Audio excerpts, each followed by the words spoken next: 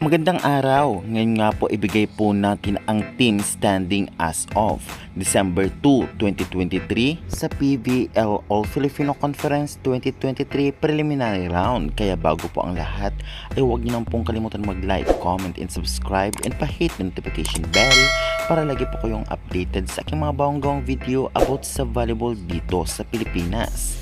Kaya guys, wag na po natin patagalin pa. Ito na po ang team standings. Nauna pa rin ang Kremlin Cool Smashers 10-0. Pangalawa ang sister team na Chocomucho Flying Titans 10-1. Cherry Tigo Crossovers 8-3. Signal HD Spikers 7-3. PLDT High Speed Hitters 6-4.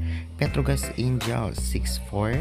Akari Power Chargers 5-6. F Logistics Cargo Movers 4-7, NX LED Chameleons 4-7, Farm Fresh Foxies 2-9, Galleries Tower High Risers 1-9, at Jerflor Defenders 0-10. At kanina nga sa laban nga ng NX LED Chameleon ay tinalo ang Farm Fresh Foxies at naging maganda ang laban. Soon ay mga lalakas din ang team na ito dahil kahit mga baguhan pa lamang ay talagang magaling na ito.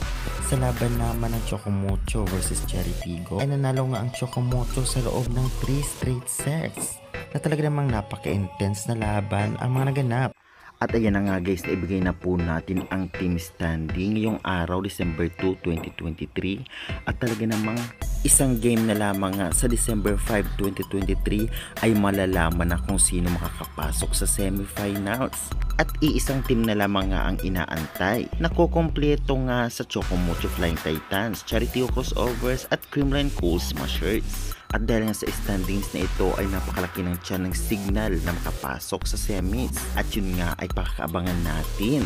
Ang magiging format nga ay 1 versus 4 at 2 versus 3 sa semifinals. Nakaabang-abang ng lahat dahil halos lahat ng team na nakapasok sa semis ay pawang malalakas.